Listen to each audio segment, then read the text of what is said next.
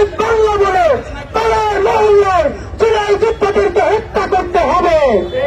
আইন উপদেষ্টা অথবা স্বরাষ্ট্র উপদেষ্টা অথবা ছাত্র উপদেষ্টাদের একজন এসে আমাদের লিখিত দাবি ছাত্রদের কাছ থেকে এসে গ্রহণ করবেন এবং এই সিদ্ধান্ত কতদিনের মধ্যে হবে সেটা যতক্ষণে না যাবেন ততক্ষণ পর্যন্ত ছাত্রদলটা এখানে অবস্থান ঘোষণা করবে ইনশাআল্লাহ।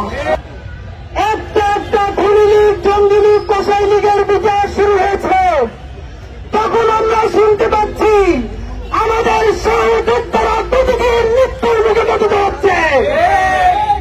ভাইরা আমার, যখন শুনতে পাওয়ার কথা কষির কষাই খুনি জঙ্গি নদীর সঙ্গী খুনি হাসিনাকে ইন্টারপোলের মাধ্যমে বাংলাদেশে ফিরিয়ে বিচার শুরু করার কথা, তখন আমরা শুনতে পাই আমাদের গত কয়েকদিনে এই আন্দোলনের দেশের কিল্লা প্রাইভেট বিশ্ববিদ্যালয়ের অন্তত 5 জন ভাই বোনকে হত্যা করেছে জঙ্গি লীগেরা।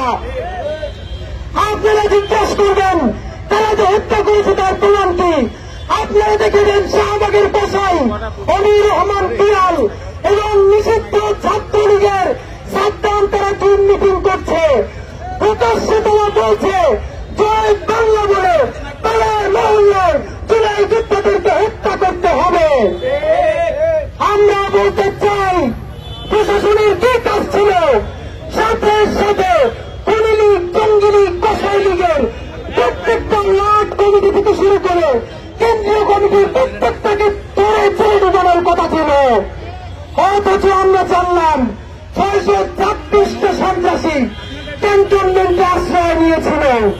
আজকে শুনি 636টা সন্ত্রাসী আর ক্যান্টনমেন্টে নাই। কারো কাছে জিজ্ঞাসা করবো না, ডক্টর ইউনূস সাহেবের কাছে জিজ্ঞাসা করতে চাই। আজকে আপনাকে বলতে হবে ক্যান্টনমেন্ট থেকে 636টা খুনিকে ছেড়ে দিয়েছে কে, আপনাকে বলতে হবে।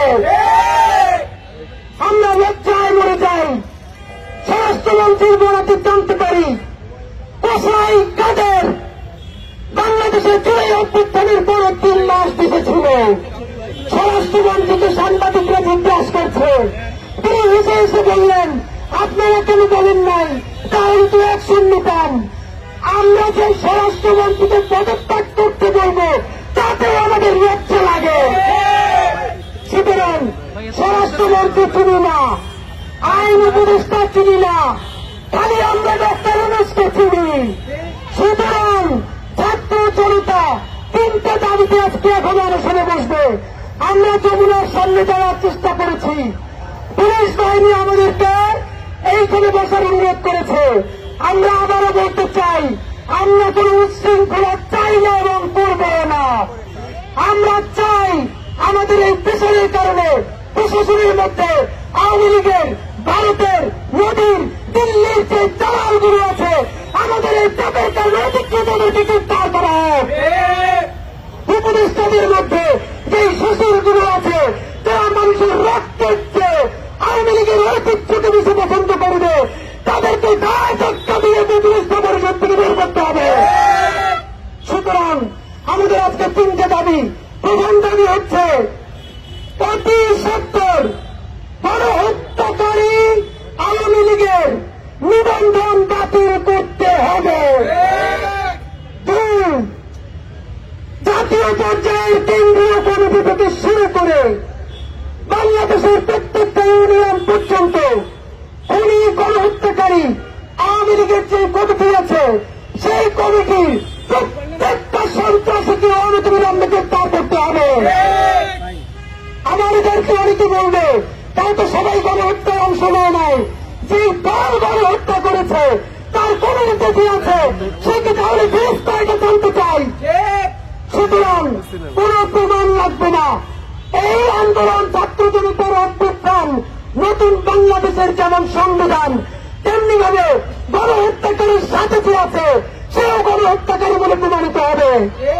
এবং আমাদের 3য় দাবি, আজকে বাংলাদেশের জুলাই যোদ্ধারা, আপনারা শুধু নর্থ সাউথের খবর জানেন, ইস্ট ওয়েস্টের খবর জানেন, ব্লকের খবর জানেন, অথচ বাংলাদেশের প্রত্যেকটা জেলায় উপজেলায় আমাদের ভাই ভাইয়েরা সেই পৃথিবীর বাসের কিল্লা গড়ে তুলেছে, সেখানে আমাদের ভাইদের জীবন বিপন্ন, কোন সন্ত্রাসীরা প্রতিদিন হামলা করছে, থ্রেট দিচ্ছে, সেই খবর আপনারা কেউ জানেন না। এই আন্দোলন আজকে করার কথা ছিল বিএনপি, এই আন্দোলন করার কথা ছিল জামাতের, খুনি লীগের বিচারের ব্যাপারে এই আন্দোলন করার কথা ছিল সমস্ত রাজনৈতিক দলের। তারা কি করল? তারা কি এখন ক্ষমতার রুটি ভাগাভাগি করছে, দল বুঝাচ্ছে, ভোটের প্রস্তুতি দিচ্ছে, আর আমরা ছাত্র জনতা খেয়ে না খেয়ে চিৎকার যত বেশি করে খুনি লীগের বিচার চাই, আর তারা আমাদেরকে জনতার শত্রু বানাতে চায়। সুতরাং 3 নম্বর দাবি হচ্ছে আমাদের প্রত্যেক বিপ্লবী জুলাই যোদ্ধাদের জীবনের সম্পূর্ণ নিরাপত্তা নিশ্চিত করতে হবে। যদি না পারেন, এই উপদেষ্টা পরিষদ কোন রেগুলার উপদেষ্টা পরিষদ নয়, ছাত্র জনতার অভূতপূর্ব বিপ্লবের মধ্যে দিয়ে হয়েছে, তাহলে আপনারা আর কেউ ভিআইপি প্রোটোকল নিতে পারবেন না। আপনাদের সাথে পুলিশ এবং আইন থাকতে পারবে না। হয়তো বাংলাদেশের প্রত্যেকটা জুলাই যোদ্ধার জীবনের নিরাপত্তা দেবেন, হয়তো আপনারা ভিআইপি প্রোটোকল আজকে থেকে বন্ধ করবেন।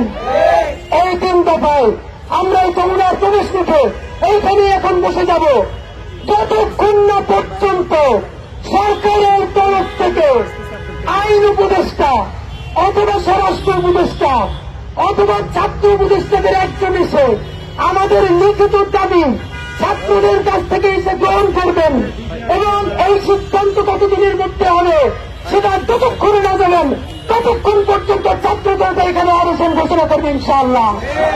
বাংলাদেশ জিন্দাবাদ, ইনকিলাব জিন্দাবাদ, লাল জুলাই জিন্দাবাদ।